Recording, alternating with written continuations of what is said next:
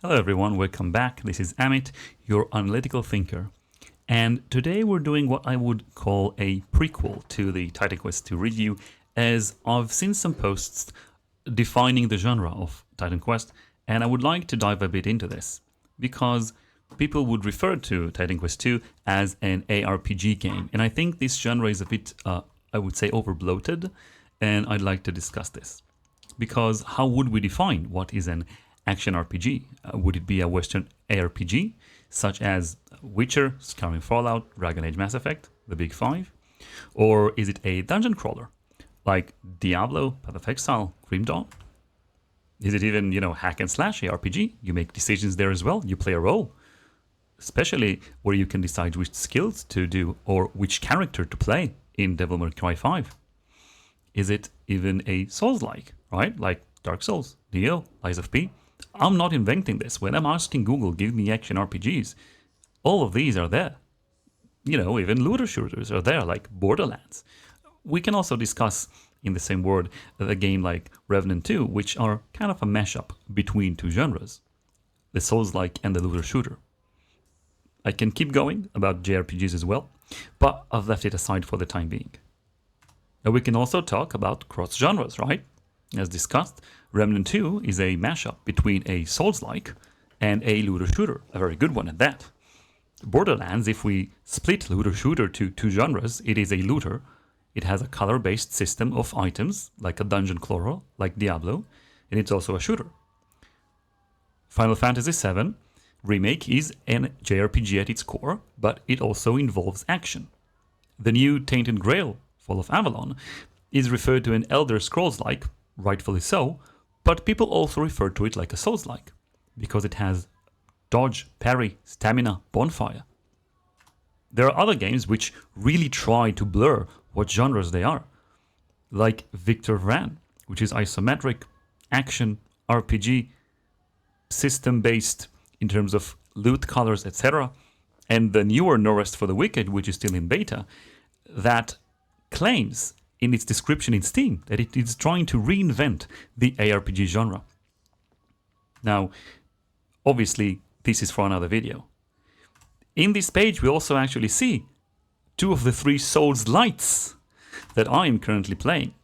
Souls-light I would define as a game that is like a Souls-like, but is easier in specific features.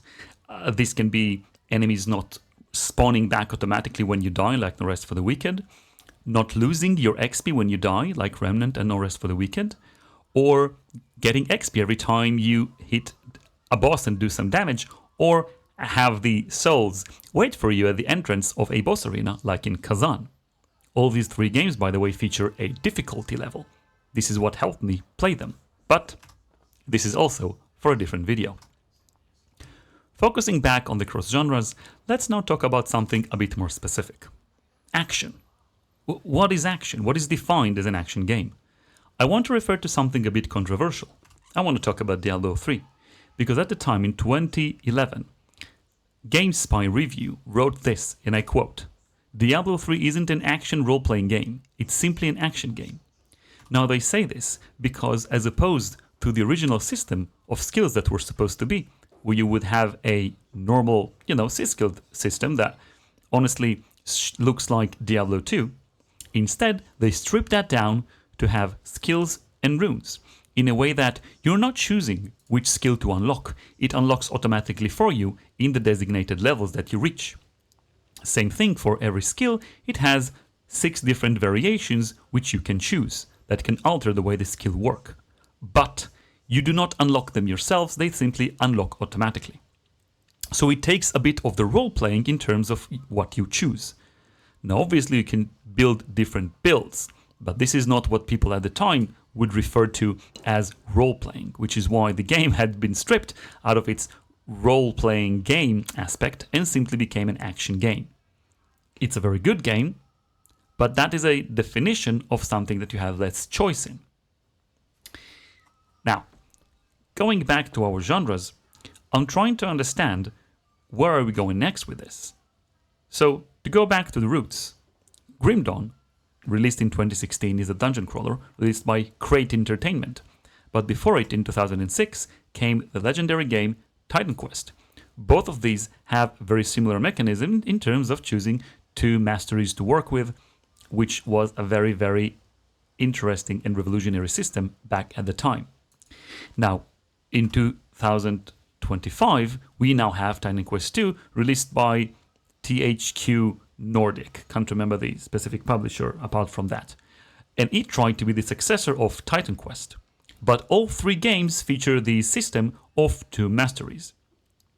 Now, because Titan Quest, the way I see this, is a dungeon crawler, being an isometric view, loot base, skill choice and variety, I measure it on these things. Now, when we talk about an aRPG, if we refer to Titan Quest as an aRPG, then surely we need to measure it based on all the different genres that an aRPG has under it. Should it be hard as a Souls-like? Should it have an ability to aim the projectiles? Should it feel fast and snappy like an hack and slash aRPG? Should it have an immersion, freedom, story, side missions, interest? Like in a Western aRPG, like in Skyrim, for example. Now, I don't think so, because it would stretch it too far, which it is not trying to do. It is good for a game to be focused. I want to do a more specific differentiation between a Western RPG and a dungeon crawlers. Think of games like The Witcher or Skyrim. Story is important. You need to have lots of side missions to keep you hooked. Graphics is also an important thing. So is combat. Now, some of these things intertwine, I know, and I'm trying to hold myself not to create a Venn diagram. But in dungeon crawler, it is way more important to have a lot of loot. If Witcher 3 would simply not have any loot, it would still be the same awesome game it is. Strip loot out of the dungeon crawler and the game dies. Longevity, you expect to play a dungeon crawler for a long time. You need to have a variety of skills and a variety of enemies that try and attack you in different patterns. Again, this is also true for a lot of games, a lot more so in the dungeon crawler. Now, I want to dive a bit into longevity of a game, because when talking about fun factor in a game, specifically in a dungeon crawler, it always feels like dungeon crawler and fun factor equals endgame. Endgame meaning a loop when you finish the story, the campaign of a game, that you can repeat again and again to have fun. Now, Titan Quest II is getting a lot of heat, because even in its early access game phase in Steam, you still expect it to have an endgame. Similar to what was with Path of Exile 2 that released, which a lot of us felt was half broken, although it showed a lot of promise, but it had an endgame which you can play for hundreds of hours. But most of us didn't do that because it wasn't that fun. I don't measure necessarily an early access dungeon crawler on that. Path of Exile 1 was able to create an endgame, surely, that was actually a campaign in and of itself, which is very revolutionary. But I'm trying to understand if in a dungeon crawler, fun factor equals endgame. Now, I want to talk about two very different games. I know Path of Exile 1 tried to be the spiritual successor of Diablo 2 in terms of tone. It's very dark. That makes sense. However, Path of Exile 1 is very endgame focused. Diablo 2 is very much end hell focused. And by hell, I mean the third difficulty. Traditionally, dungeon crawlers would have three difficulties you need to go through. In Diablo 2, it was called Normal, Nightmare, and Hell. Now, I have no idea what is Diablo 2's endgame. I've heard that they have painted Diablo in black and called it Uber Diablo, and that it resides in Tristram all the time. I've never gotten there. I've just created new characters and tunes and played through the three difficulties because it was fun and it was long enough. It's not that I enjoyed the story every time, but the different scenery between Bloodmoor, desert, forest, hell, etc. were fun to me to go through. It felt different enough, and the characters were varied enough. I did not need an endgame. I needed longevity. Fun factor for me in Dungeon Crawler is how long can I enjoy it. So both of these were fun. I did not need to have an exclusive endgame system. I'm sorry I'm putting Grim Dawn to the left instead of Diablo 2 in terms of playtime. I just don't have a playtime for Diablo 2, but it is quite similar. Grim Dawn also have no idea what its endgame is. I've heard there's a crucible thing, and something else in the Forgotten Gods DLC. I've simply played it again and again with any combination of two masteries, either in the base game or mods, and I have almost 1,500 hours of gameplay. And no endgame in sight. I didn't need it, it was fun enough without it. To the right, we have Path of Exile, which also I have more than 1,000 hours, which were, after I would say, 400 gameplay hours where I understood the basics of the game, I started playing mainly on the end game. Now, I am an alcoholistic,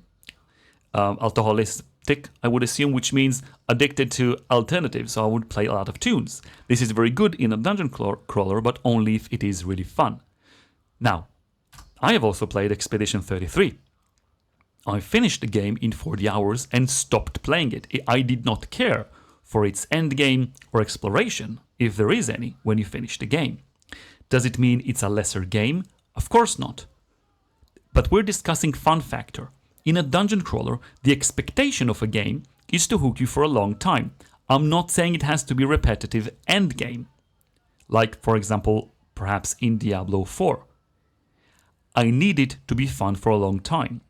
Friends, when you play a dungeon crawler and you finish it and you stop playing it after 20 hours, you would not say it was worth the money, it was fun. This is not how a dungeon crawler is being built.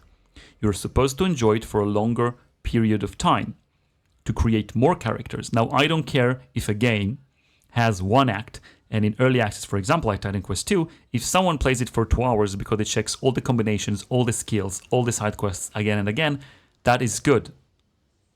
But it is not a story-driven game. A dungeon crawler is not a story-driven game because you're expected to do the same content again and again in different variations. The change is the build you make, the characters you choose to build upon. But talking about fun factor and how it varies in different game genres, are you expected to cry in one genre or the other, is for a different video. Now, back to talking a bit about Titan Quest 2. I am not measuring it currently on longevity. I am measuring it on a foundation.